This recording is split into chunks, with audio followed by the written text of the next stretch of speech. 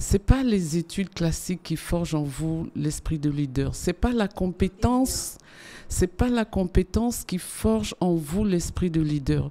Vous avez des gens qui ont de très bons diplômes, mais qu'on a du mal à positionner comme directeur parce qu'ils n'ont pas un esprit de leadership. C'est juste des exécutants. Mais cet esprit de leadership, ça s'apprend dans la vie pratique. Et ça, c'est important que les jeunes le sachent. Parce qu'on nous dit, focalise-toi sur tes études, oui, mais après, la vie active, elle se passe avec les autres. Donc, il faut apprendre à travailler avec les autres, à les connaître, à les diriger. Et voilà, on devient leader presque né.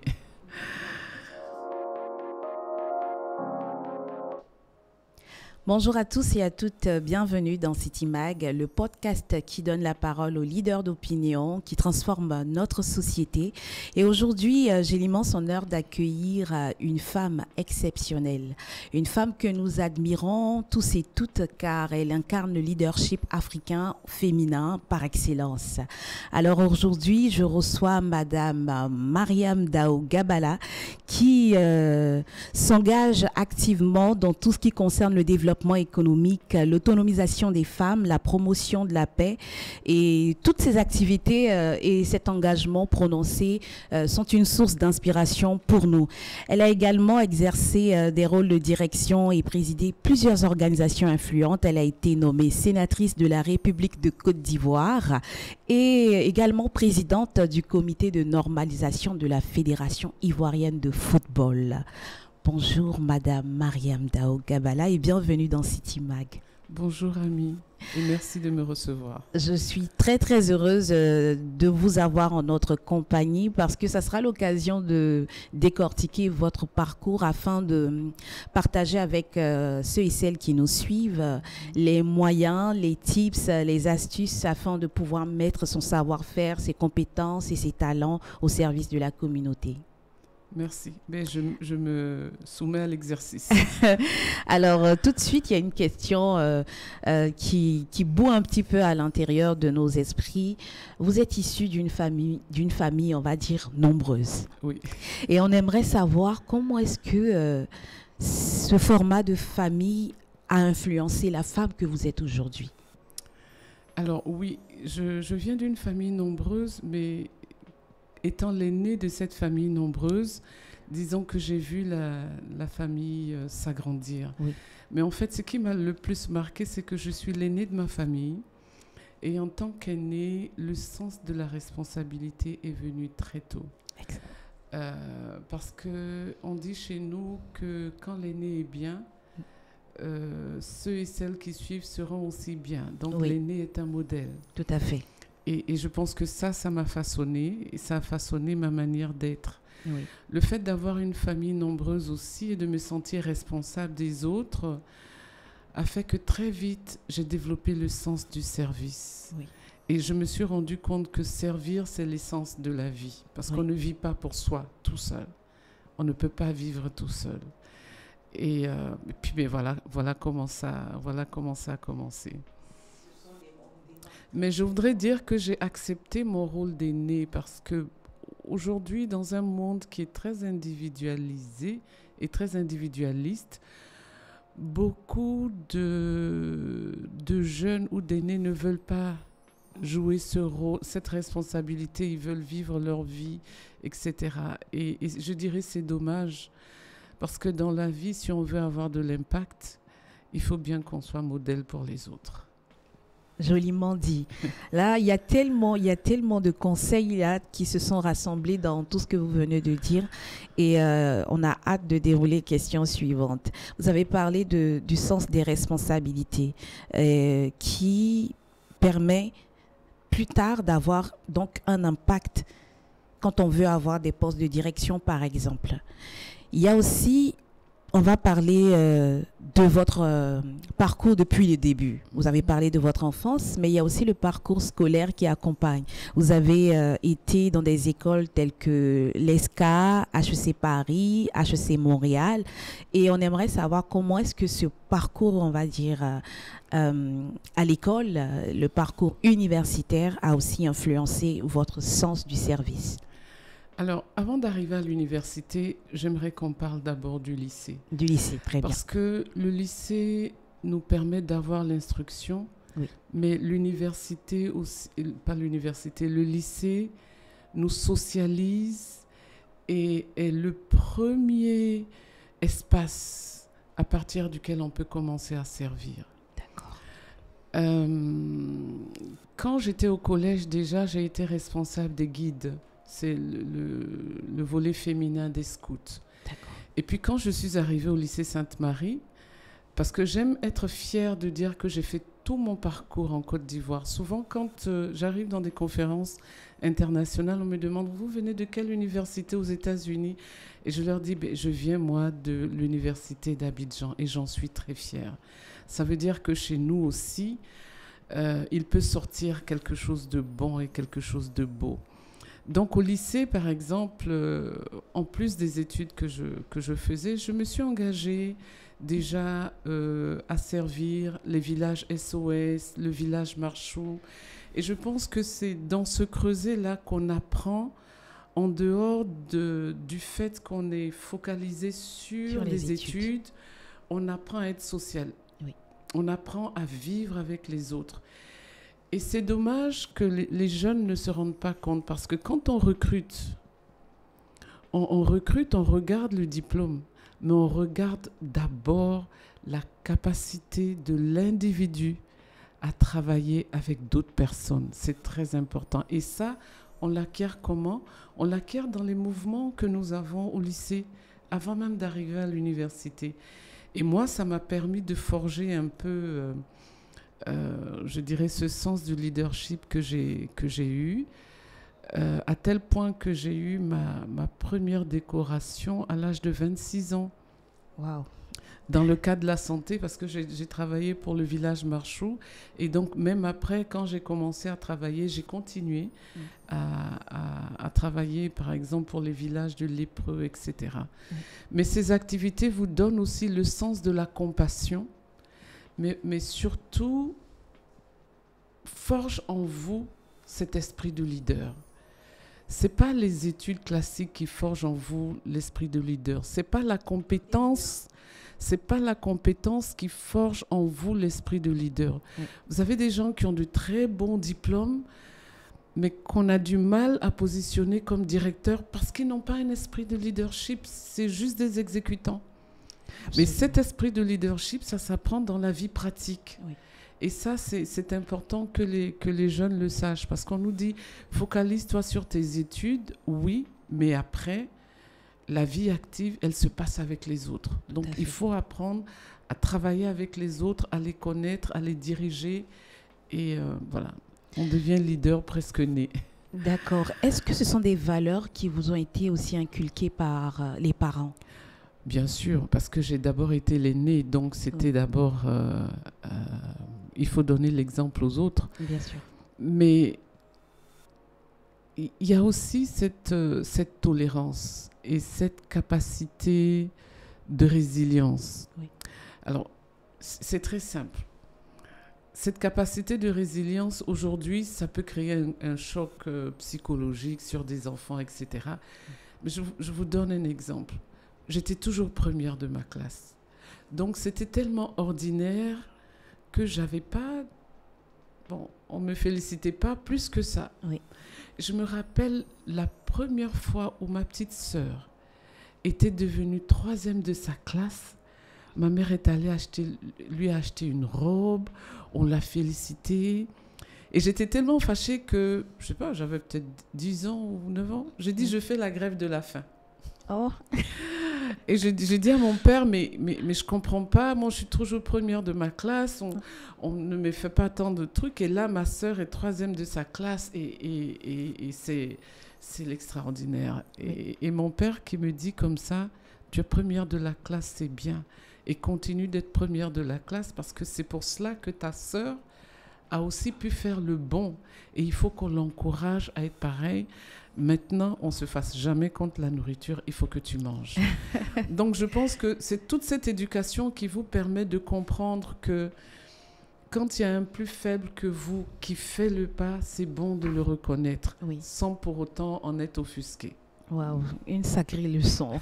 Ah oui. J'ai un petit peu vécu la même chose. Je pense que c'est aujourd'hui que je comprends davantage tout le poids. Vous avez également parlé de la sociabilisation en milieu, on va dire, scolaire, donc au lycée. Et vous avez parlé de ces pratiques-là qui vous ont aidé à vous mettre au service des autres. À quel moment on se dit qu'on va aussi penser genre, c'est-à-dire penser au cas des femmes spécialement? Ce qui est sûr, c'est pas au lycée, parce que j'ai été dans un lycée de filles. Oui. C'est pas à l'université non plus, parce que dans ma classe à l'ESCA, on n'était que 3 femmes sur 20. Oh.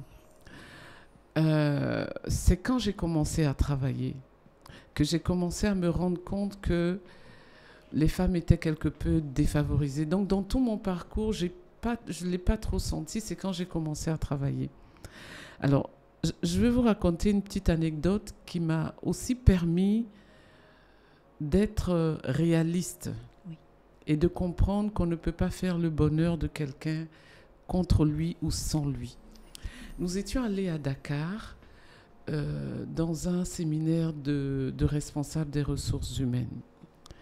Alors, je voulais juste ouvrir une parenthèse pour dire le fait d'avoir été en position de leadership très tôt au lycée, ensuite présidente de ma promotion, a fait que très vite, j'ai eu des postes de leadership. Hein. J'ai eu mon premier poste de directeur, j'avais 24 ans. Alors, on arrive à Dakar et puis, je me rappelle encore dans cette salle, les femmes qui se présentaient, notamment les Sénégalaises. Ami Diouf, je suis 2e épouse. Mbaye, je suis 3e épouse. Mais j'ai commencé à bouillonner en moi-même parce que j'avais jamais vu ça. Et pour moi, 1re, 2e épouse, c'était quelque chose qui ne devait pas être.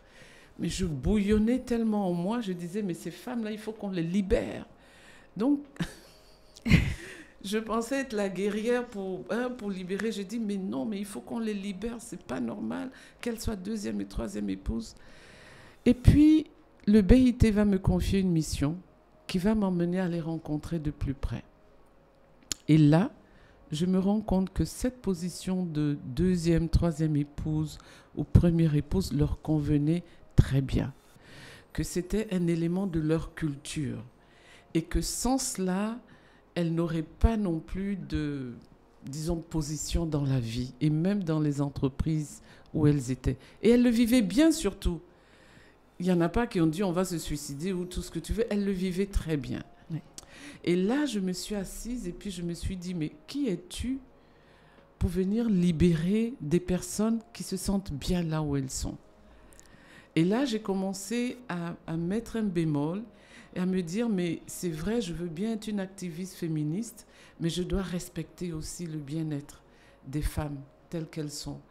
Et ce qui est important, c'est que ces femmes se sentent bien et qu'elles soient considérées dans la société. Et je me suis dit, bon, maintenant, tu veux libérer les femmes, mais tu fais attention, tu ne peux pas les libérer contre elles-mêmes, tu dois les libérer avec elles. Et voilà comment je me suis engagée oui. Dans la promotion du genre, oui. D'abord par rapport aux femmes qui travaillent, qui ont des entreprises, parce que je me rendais compte qu'elles faisaient beaucoup d'efforts, oui. Mais que ces efforts n'aboutissaient pas. Oui. Il y avait beaucoup de femmes entrepreneurs qui avaient des problèmes de financement, etc. Et je me suis dit, ben, je vais commencer par là. Je vais commencer à les aider là, à mieux structurer leurs entreprises, à avoir des marchés et à avoir des financements. Donc, voici comment c'est venu cet engagement fort pour les femmes oui. Et qui tout de suite a été... La vie m'a donné la leçon. Oui. Et donc, voilà comment j'ai... Orienté, voilà, les Anglais disent shape. Oui. Ma manière de fonctionner avec les femmes africaines.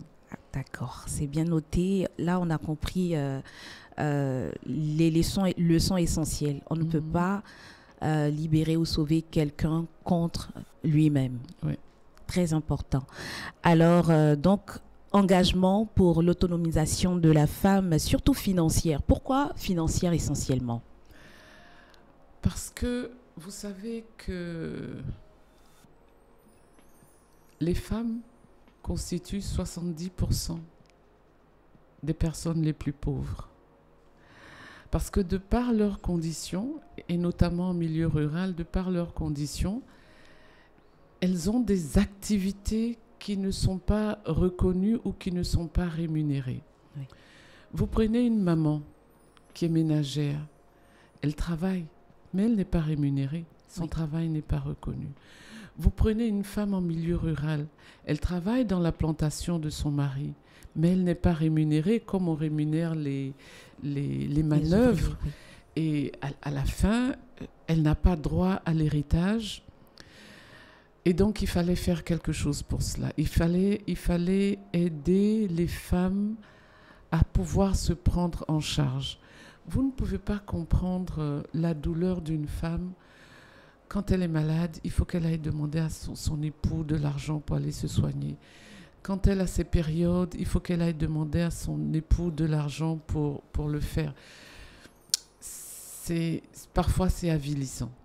Oui. Et donc, il fallait redonner de la dignité à ces femmes et leur redonner de la dignité en leur permettant d'avoir des activités productives qui leur permettent de gagner de l'argent, leur argent, qu'elles pourront ensuite mettre à la disposition du foyer et avec lequel elles pourraient se faire belles, elles pourraient faire ce qu'elles veulent. Alors, de manière pratique, comment est-ce que vos initiatives se déroulaient sur le terrain? Alors, j'ai commencé d'abord par travailler avec des coopératives. D'accord. Je vous donne un exemple. J'arrive au Sénégal. Il y a une coopérative, elle cotise 25 francs par semaine. Oui. Et elles ont décidé d'avoir des activités, mais qui les laissent à la maison, c'est-à-dire avoir un petit élevage. Oui. Chacune va avoir une chèvre, etc. etc. Oui. Et je les regarde, elles cotisent 25 francs par semaine, ça ne fait pas beaucoup. Oui. Et donc, je travaille avec elles, on met en place le projet et on leur fait sur le coup un prêt de plus de 50 millions pour que toutes, elles puissent au même moment commencer à se créer un propre cheptel et donc commencer à se prendre en charge sans perturber le travail de la ferme, le travail de la plantation, parce que c'était aussi ça, ou le travail de la maison. Donc, ça, c'est un exemple. Le deuxième exemple, c'est que elles vendaient du mil au marché. Et elles avaient commencé aussi un peu comme une tontine. Et dans la tontine, c'était pas beaucoup. On se mettait 100 francs, etc. Moi, j'achète peut-être une bassine de mil. Je le mets dans un sachet et quand c'est les jours de marché, j'y vais, etc.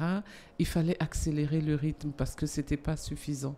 Et une bassine de mil, ça vous permet de survivre. Ça ne vous permet vraiment pas de vivre. Donc à ces femmes qui étaient déjà plus d'une centaine, on a fait un prêt de, je pense, 120 millions à peu près.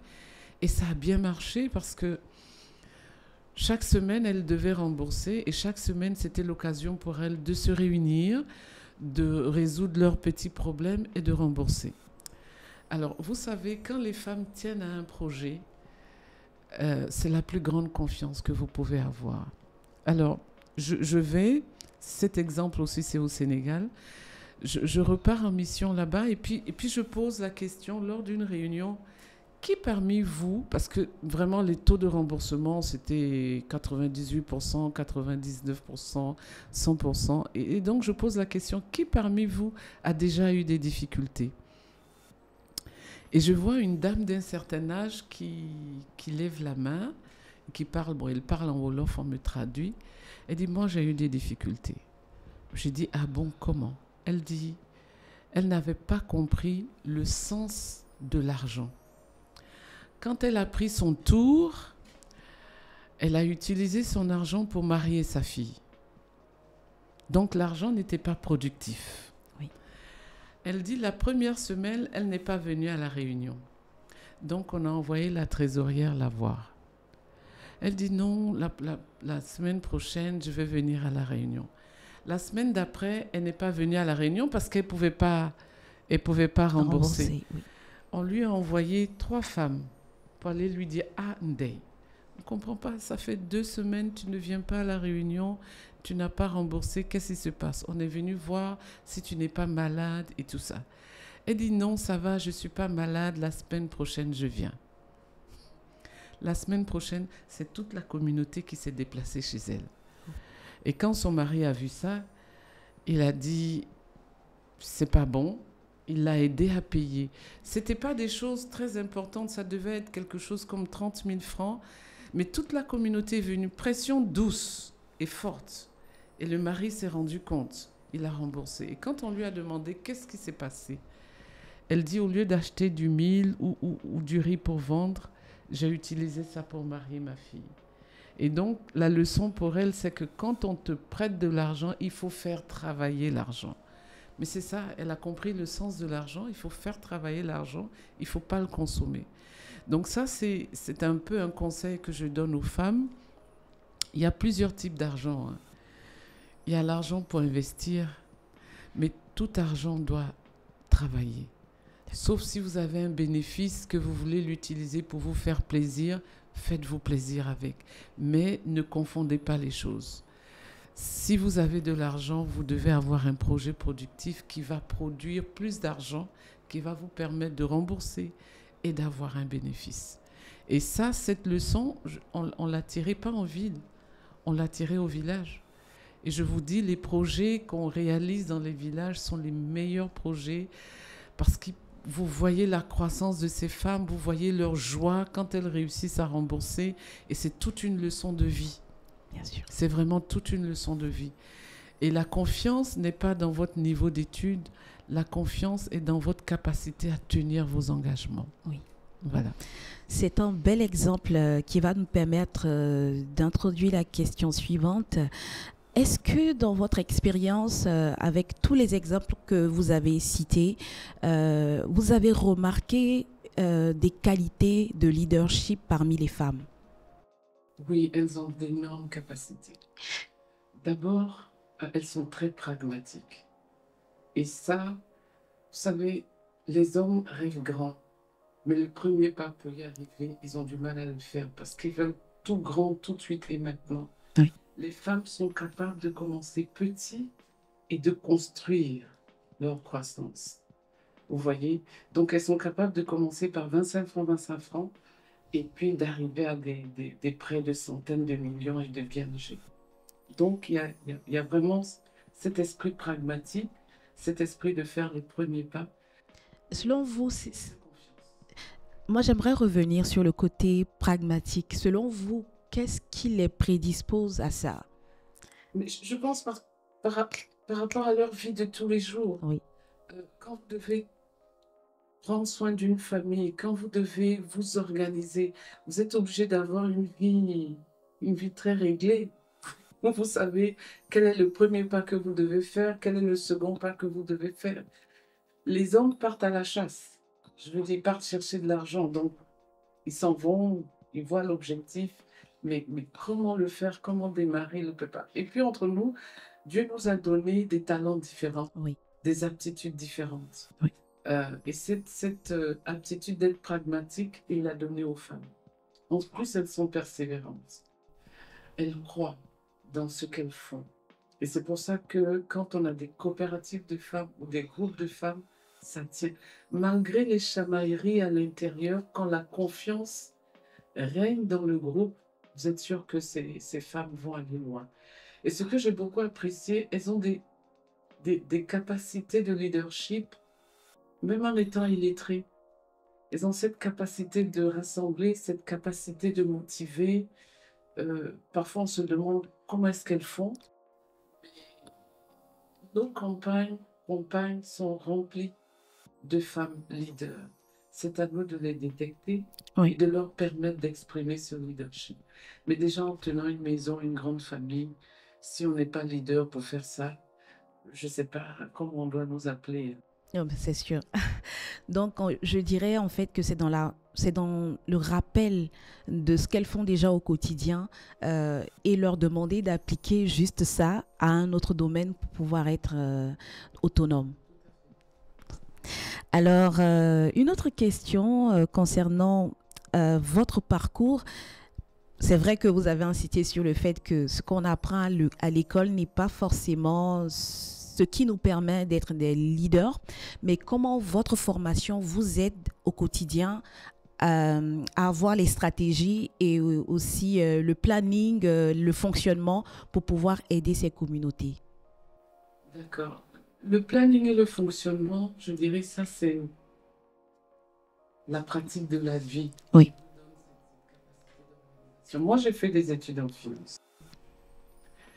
Et quand j'ai décidé d'aider les femmes pour leur apporter des financements, il a bien fallu que je réfléchisse, que j'utilise ce que j'ai appris en finance en me disant, mais ces femmes, comment faire pour qu'elles accèdent au financement?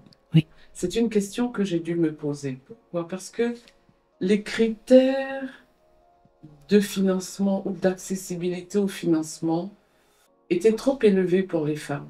D'accord. Donc, il fallait ramener ces critères Un peu plus bas, mais surtout jouer sur d'autres critères qui sont des critères de confiance, Oui. je veux dire, qui sont immatériels. Exactement, pas quantifiables. Oui. Alors, juste un exemple, comment est-ce qu'on est arrivé à financer pour plus d'1,5 milliard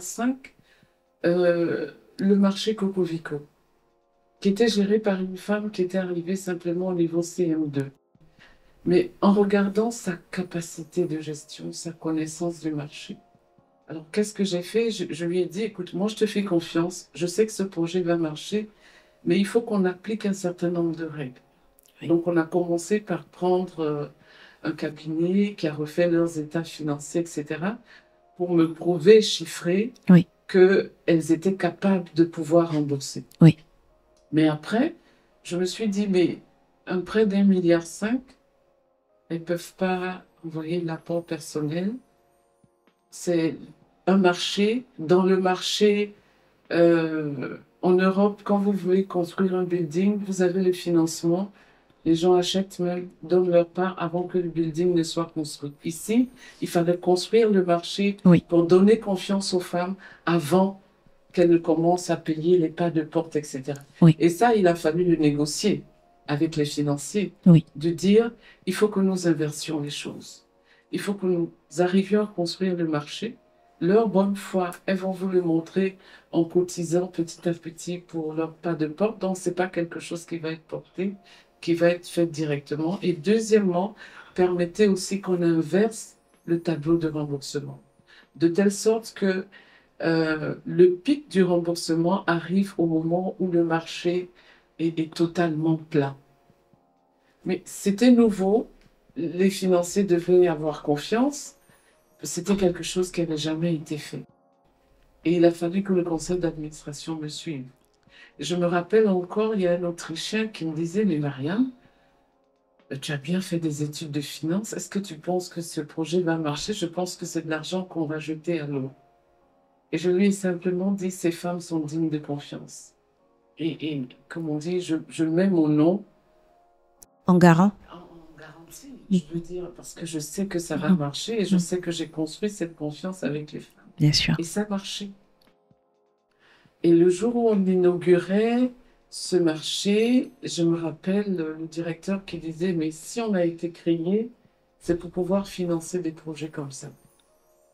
Et après, Cocovico est devenu le projet phare, Oui. star même, Bien sûr. que nous avons fait à travers le monde. Oui. C'est-à-dire que, en tant qu'Africains où nous sommes, nous n'avons pas les mêmes conditions d'exercice que ce serait en Europe, etc. Et notre rôle à nous, c'est d'adapter ces conditions et ces critères de telle sorte que le financement soit accessible à nos populations. Sinon, on les financerait jamais. Absolument. C'est comme ça que la microfinance aussi est née. Oui. Le système bancaire n'avait pas confiance parce que ces personnes n'étaient pas dignes de confiance, elles n'avaient pas de garantie, mais c'est quoi? Les personnes vulnérables elles-mêmes ont décidé de cotiser entre elles et de s'entraider.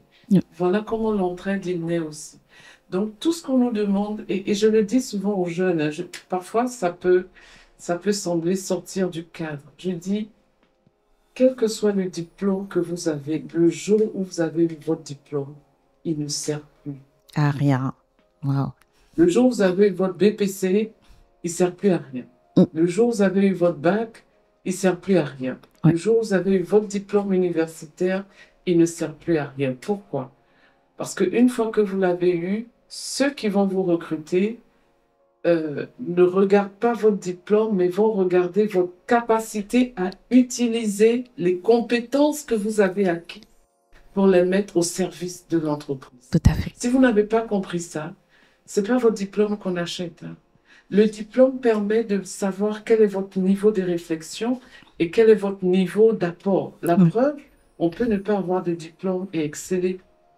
C'est la même chose, vous avez beau faire tous les cours d'entrepreneuriat, c'est votre capacité à utiliser les compétences acquises pour les mettre en pratique, c'est ça qui va conduire votre réussite. Ce n'est pas le diplôme en entrepreneuriat que vous avez eu. Et donc, il faut qu'on redonne au diplôme sa place. D'accord. Qu'on ne lui donne pas une place au-delà de ce qu'il est ou en deçà de ce qu'il est. Oui. Et la preuve, dans les exemples de réussite aujourd'hui, beaucoup n'ont pas eu de grands diplômes, mais réussissent. Oui. Pourquoi? Parce qu'ils ont compris le mécanisme de la vie et ils arrivent à utiliser leur talent pour servir leur projet, pour servir leur vision ou même pour servir les entreprises. Madame Dao, est-ce que en plus des actions que vous menez sur le terrain, vous faites de la formation? Oui, j'ai fait beaucoup de formations et je vais reprendre les formations, mais les formations dans un domaine qui me tient à cœur. Lequel? Quand vous allez au Ghana, vous pouvez discuter avec une ménagère de politique. Elle va argumenter. Elle va vous convaincre. Elle sait de quoi il s'agit. Mais peacefully. Vous venez en Côte d'Ivoire, vous voulez discuter avec une ménagère de politique, c'est un homme qu'elle va défendre. C'est pas des idées. C'est même pas par rapport à sa manière de vivre. Et je pense que là, il y a quelque chose à faire. Parce que nous avons décidé de choisir un mode démocratique de gouvernance. Et c'est très bien. Mais il faut que les femmes aussi apprennent c'est quoi la politique et qu'elles fassent de la politique et qu'elles comprennent c'est quoi faire de la politique. La politique, ce n'est pas forcément appartenir à un parti politique. Absolument. La politique, c'est impacter la gouvernance au quotidien. Oui. La politique, c'est servir. Oui. C'est se mettre au service des autres. Donc, quand on a une ONG qui fait du social, mais c'est de la politique qu'on fait. Quand on a un groupe d'influence, mais c'est de la politique qu'on fait. Qu'on arrête d'avoir peur de faire de la politique parce que nous avons une vision de ce que nous voulons que ce monde soit pour nos enfants. Oui. Et c'est pas en nous asseyant, en critiquant que ça va se faire. C'est en nous investissant dans le quotidien. Je donne un petit exemple. Les mairies. Oui. Les mairies c'est des modes de gouvernance locale. Oui. Mais la mairie, elle est là pour rendre la vie pratique et facile aux citoyens. Mais nos mamans, qu'est-ce qu'elles y comprennent? Pas grand-chose. La salubrité, qu'est-ce qu'elles y comprennent? Rentrer maintenant dans les villages, dans les quartiers, ils sont sales. Pourquoi?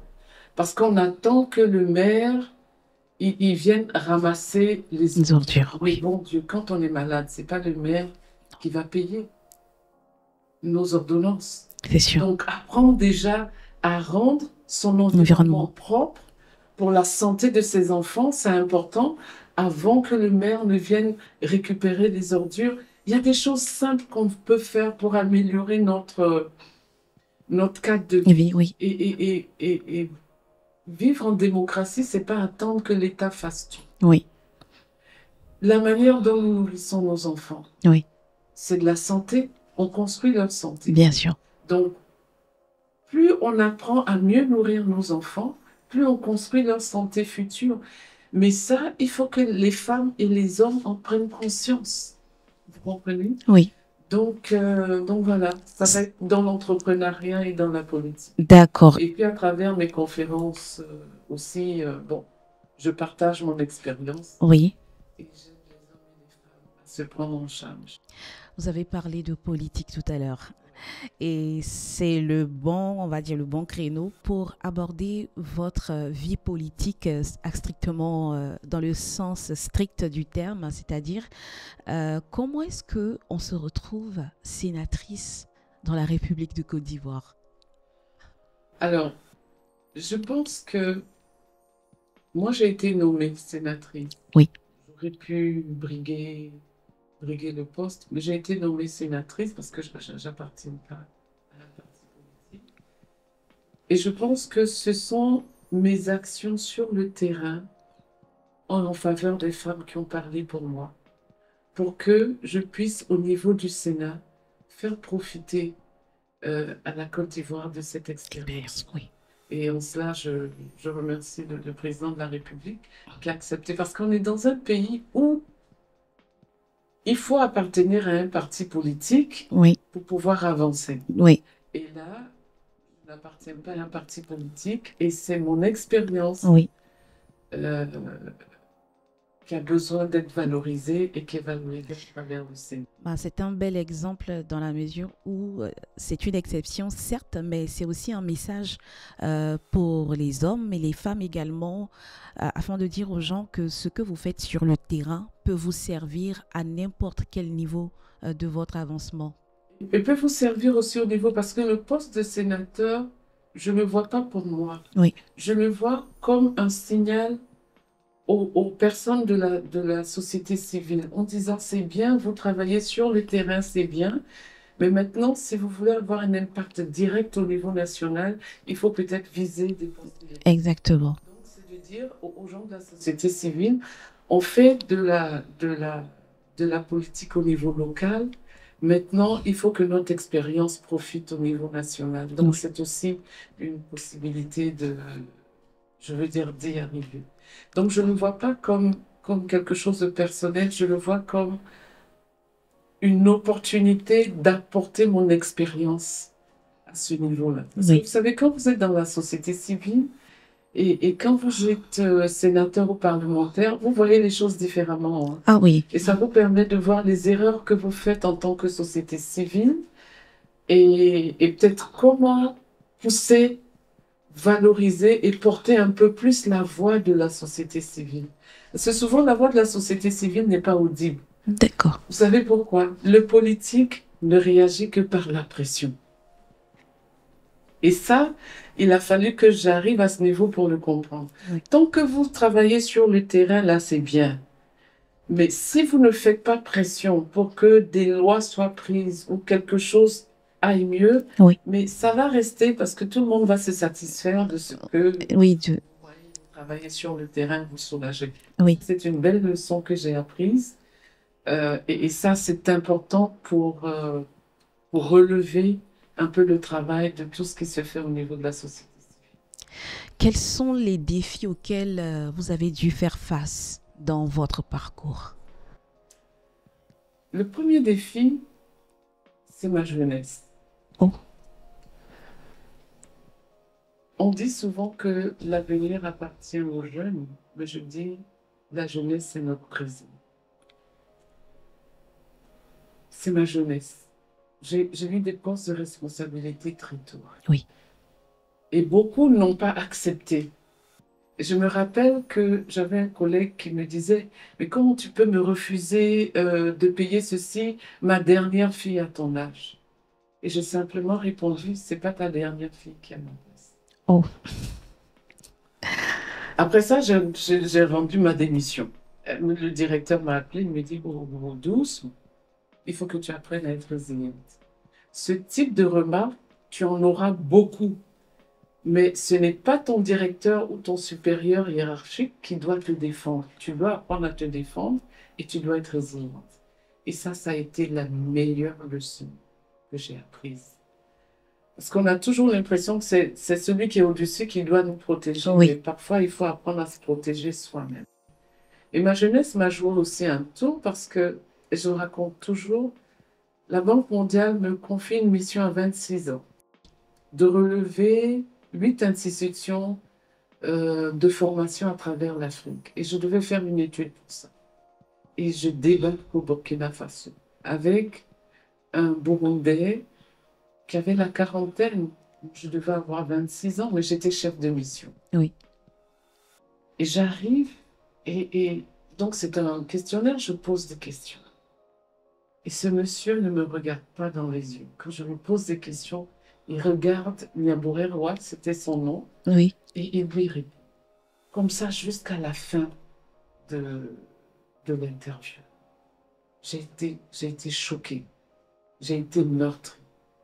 Mais je me suis dit, au lieu de baisser les bras, je me suis dit, je vais me venger et je vais lui montrer que je suis capable. Et comment s'est manifestée cette vengeance? Mais extrêmement bien, Oui. parce que j'ai fini complètement. J'ai réuni tous les directeurs. Et cette nuit-là, je n'ai pas dormi parce que j'avais fait mon rapport. Alors, toujours, vous savez, les premiers échecs sont des escaliers pour monter. Je fais mon premier rapport. Et mon mon directeur de mission qui me dit, ton rapport est bon, mais on sent la rage et la colère. Waouh. Il dit, reprends ce rapport, évacue ta colère et ça va être parfait. Vous imaginez? Donc je reprends mon rapport, je lis. On peut dire la même chose sans colère et sans être méchant. Oui. Je voulais tellement leur montrer que j'étais capable Oui. que la colère se sentait dans mon rapport. Dans le ton ou dans l'écriture? Oui. Et donc j'ai repris le rapport et je dis exactement la même chose, mais avec plus de conviction. Et le rapport est passé. Et quand il a fallu présenter le rapport, cette nuit-là, je n'ai pas dormi. J'avais une recette, mais je ne la donne pas. Il y avait une façon, je prenais un tiers de jus de citron, un tiers de cette boisson, et puis je me mettais au travail. Cette nuit, je n'ai pas dormi, mais j'ai eu l'idée géniale de faire des schémas pour expliquer la situation de chaque institution. Et quand je suis arrivée, la jeune dame, j'arrive, c'est des grands messieurs, hein, ils pouvaient tous être mes papas. Je commence, je termine la première partie par ce schéma où je les positionne tous en fonction du type de crise qu'ils ont. Ils sont tous restés la bouche bée. Puis il y en a un qui dit, ça fait des années que mon institution est en crise, mais aujourd'hui je comprends que ma crise là, voilà où elle se situe. Et même celui qui m'avait mal répondu, Oui. il est venu à côté de moi et puis il me dit,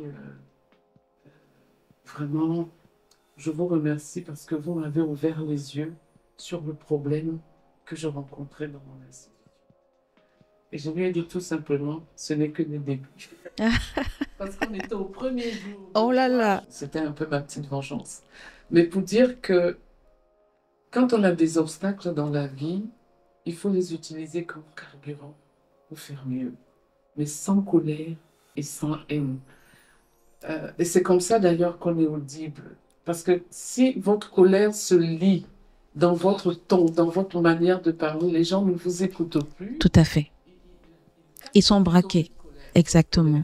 Mais quand vous dites des choses, elles peuvent être piquantes, elles peuvent être vraies, elles peuvent être difficiles. Oui. Mais si c'est fait pas sur un ton blessant, la personne l'accueille mieux et vous-même, ça vous grandit aussi. Est-ce que ce sont des expériences que vous partagez avec votre famille, vos enfants par exemple? Bon, je pense qu'ils l'ont déjà entendu. Bon, mon expérience, je la vis avec mes enfants. Je suis rarement en colère. Et quand je suis en colère, ils sont les premiers à me dire, non, ça va aller, calm down. Vous voyez? Oui. Donc ils pressentent même ma colère avant que je ne rentre en colère. Et ils viennent me dire, maman, on sent que la colère est en train de monter. Oui. Ben, ils la vivent. Ils la vivent au quotidien. Donc, ils apprennent. Je note aussi, aujourd'hui, on est dans un monde où tout va vite. Oui. On a l'impression que quand on reçoit un mail, il faut répondre tout de suite. Et c'est en répondant dans son mail qu'on va montrer qui on est. Mais j'ai appris, parce que quand même pendant plus de 30 ans, en gérant des situations difficiles, il y a parfois des choses difficiles qu'on reçoit par mail. Et je me suis dit, Mariam, ne réponds jamais à un mail, qu'il vienne de ton patron, de tes collègues ou de qui que ce soit, avec de la colère. Donc quand je reçois un mail qui me fait bouillonner, je l'oublie. 2 heures, 3 heures, parfois un jour. Et quand je reviens, je réponds avec ce mail apaisé. Et je pense que la personne qui est en face, elle reçoit la leçon. Et les choses vont. Bon train, voilà, facilement. Mais quand vous répondez à un mail avec la colère, même si vous avez raison, le tort vous reviendra parce que c'est la colère dans votre réponse Oui, qui va attirer l'attention. absolument. Les gens ne verront pas l'insulte que l'autre vous a donnée, mais ils verront Que la colère. et parfois la méchanceté que Oh. vous avez mis dans votre réponse. Madame Dao,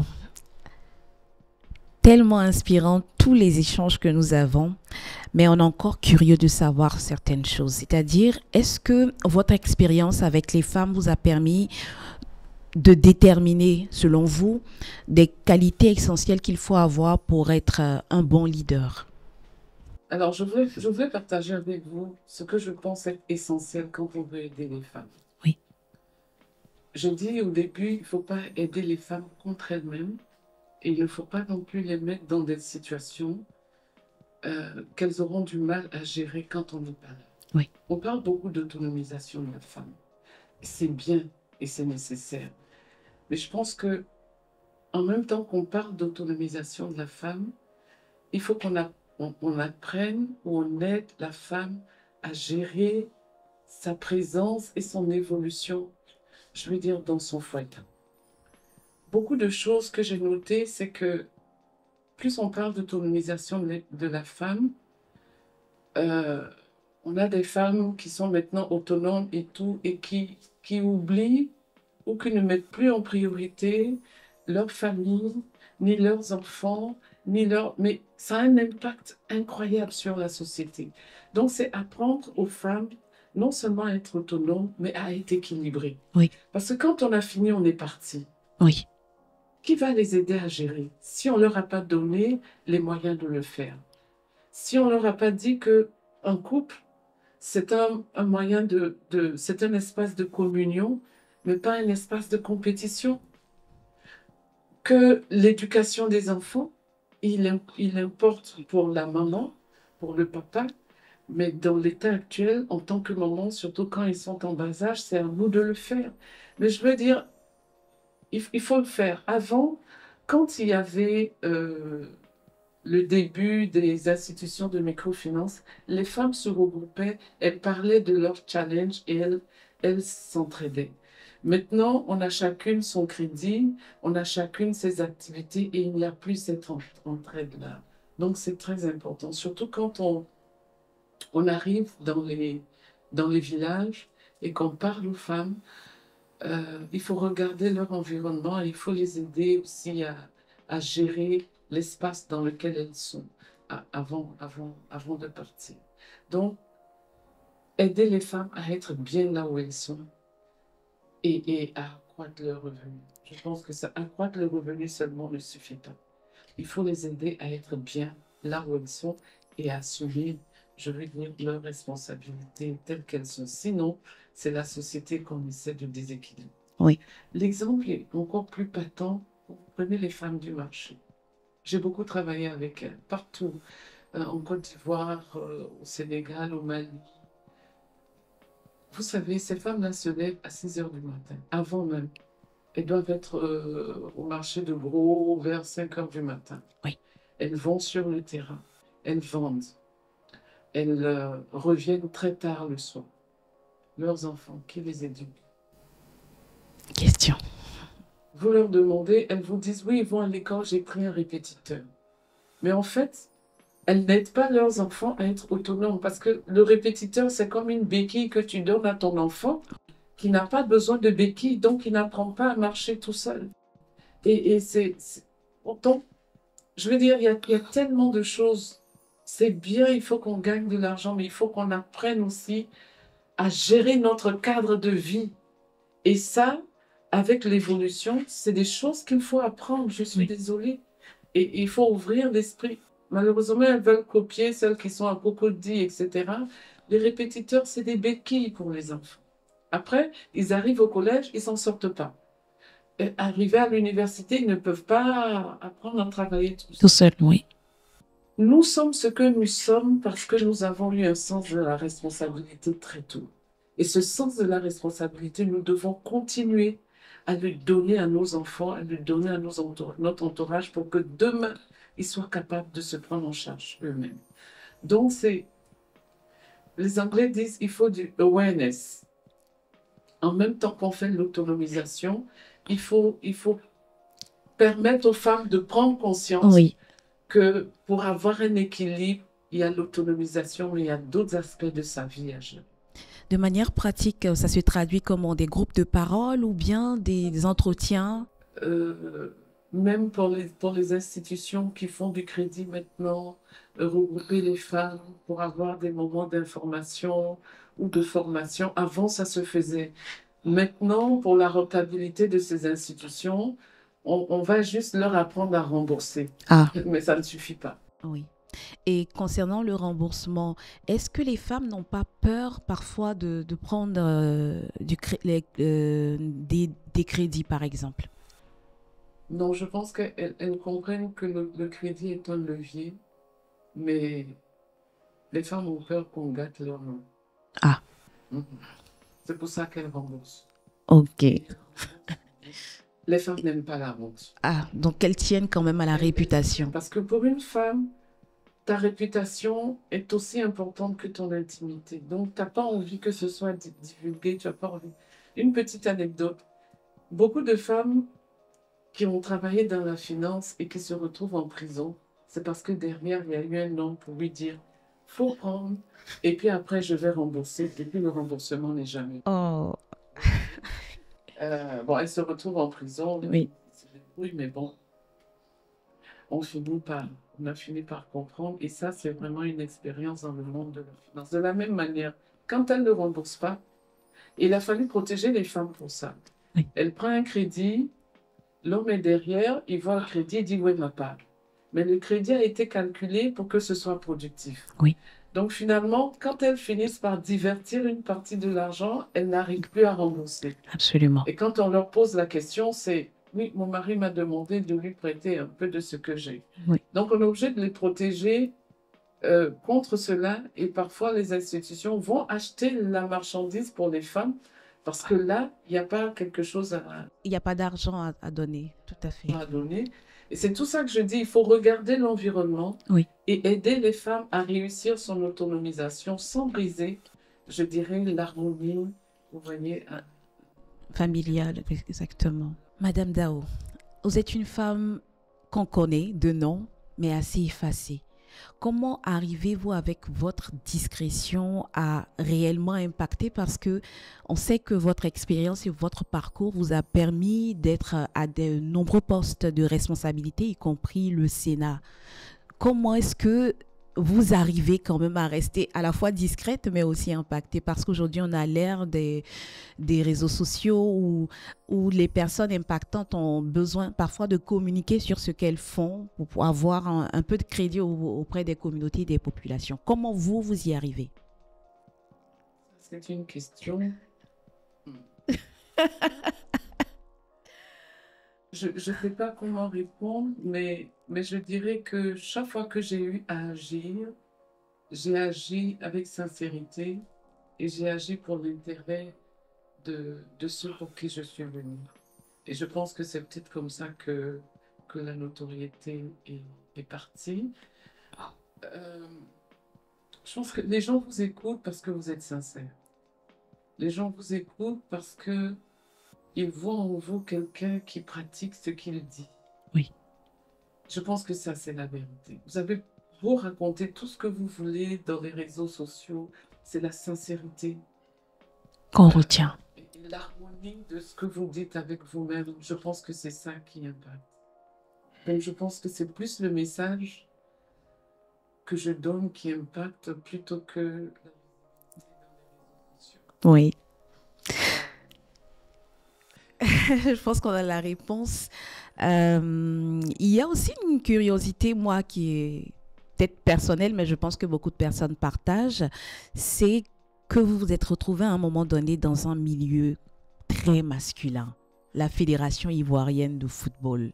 Et vous étiez responsable du comité pour la restructuration de cette institution-là. Comment est-ce que on vous accueille? Comment on m'accueille? Ce n'était pas le meilleur des accueils, hein? Bon, on imagine, mais dans les faits, comment est-ce que vous avez ressenti? Qu'est-ce que vous avez remarqué? Écoutez, déjà, j'ai eu la chance de ne pas être seule. Oui. On était 4. D'accord. Vous étiez la seule femme ou bien vous étiez dans 2 femmes? J'ai tout fait pour ne pas me sentir seule. Oui. Même si les attaques venaient sur le leader, j'ai essayé de me départir un peu de cela. L'accueil c'était pas le meilleur. Oui. Vous rentrez dans une institution qui est en difficulté. Vous rentrez dans une institution où il y a beaucoup de choses à cacher. Donc, vous ne pouvez pas être le bienvenu. Et puis, vous êtes une femme. Vous venez troubler la quiétude. Ils savent comment ils se gèrent entre eux. Vous venez comme un cheveu sur la soupe. Vous ne savez rien dans le foot. Donc, j'avais tout pour moi pour ne pas être bien accueilli. C'est sûr. Vous comprenez? Oui. Alors, comment on fait pour le dépasser? En se focalisant sur sa mission. Oui. J'y étais pas pour moi, j'y étais pour une mission. Oui. Et donc, j'ai décidé que cette mission, je vais la mener jusqu'au bout. Donc, dans la vie, ce qui peut vous donner du carburant, oui, c'est quand vous vous focalisez sur votre mission. Oui. Sinon, tous les phénomènes qui vont se passer autour de vous vont vous distraire et à la fin, vous n'allez pas réaliser votre mission. Oui. Donc, j'ai d'abord regardé ma mission. Et avec foi, j'y suis allée. Il y a des endroits où je n'étais pas les bienvenus, mais j'y allais quand même. Oui. Il y a des endroits où on ne m'acceptait pas, mais j'y allais quand même. Puis vous imaginez, vous avez une réunion des présidents de club, il n'y a pas de femmes, et vous devez parler, et ils sont violents. Hein. Et je pense que c'est un monde de beaucoup de violence. Ils sont violents entre eux, dans leur manière de parler, même tout autour, le monde des journalistes. Tout le monde est violent. Il y a beaucoup de violence verbale. Est-ce que la violence est liée au fait que c'est un monde de passion? Je ne sais pas. Mais il y a beaucoup de violence. Mais comment apaiser la violence? Par de la non-violence. Absolument. C'est la meilleure arme pour désarmer. Avoir un esprit de non-violence. Oui. Parce que dans la violence, ils sont chefs. Oui. Et vous ne pouvez pas être plus chef dans la violence que... Alors, jouez ce que vous savez, la non-violence. Oui. Donc, ils sont obligés... De redescendre, exactement. Pour se mettre à votre niveau. Oui. Mais sinon, ça devient des cris, des insultes à n'en plus finir. Et on s'éloigne de l'objectif, oui. Ces actes de violence ne vont pas vous aider à réussir votre mission. Quand vous avez votre mission en tête, il y a beaucoup de choses que vous laissez tomber. Oui. Je me rappelle, on me disait, mais oui, il faut répondre, il faut aller sur les réseaux, il faut augmenter la communication. J'ai dit, je ne suis pas dans ce domaine, allons-y doucement, parce que j'ai retenu une leçon de l'ancien président d'Afrique du Sud, Thabo Mbeki. C'était dans la période de la crise. Et on devait aller à Accra en tant que groupe de femmes pour la médiation. Et Thabo Mbeki a accepté de nous recevoir. Et quand on est arrivé, dès qu'il est descendu de l'avion, on a été les premières personnes qu'il a reçues. Il nous a dit, mesdames, vous faites quelque chose de formidable. Mais je vous donne un conseil. Travaillez dans le silence. Parce que dès lors que les gens vont savoir ce que vous faites, ils vont commencer à vous mettre des bâtons dans les roues et vous allez chercher à déblayer des bâtons et vous n'allez pas avancer. Et c'est parce que c'était un travail de médiation qu'on faisait. Oui. Et je crois que j'ai retenu cette leçon et c'est peut-être pour ça que j'aime travailler dans le calme, dans la quiétude. Oui. Comme on dit, je sors quand c'est fini. Absolument, oui. Je peux rire, je peux présenter ces résultats. Merci Madame Dao pour cet échange vraiment enrichissant avec des valeurs qui ont été rappelées. Merci d'avoir répondu présente. Je vous remercie. Et si j'ai un mot à tous ceux qui nous écoutent, soyez vous-même, soyez sincères avec vous-même, mais surtout rappelez-vous qu'on ne vit pas pour soi. On vit avec les autres, pour les autres et pour avoir un meilleur bien-être. Quand on a retenu ça, alors on prend la vie vraiment du bon côté, on partage, on sert et on grandit. On ne grandit jamais seul, on grandit toujours en groupe. Voilà. Merci infiniment pour ces leçons et on espère que les personnes qui vont suivre le podcast vont retenir l'essentiel et surtout comment être un bon acteur pour sa communauté. On vous invite à vous abonner sur nos pages Facebook et YouTube pour ne rien manquer de nos épisodes de City Mag. À très bientôt.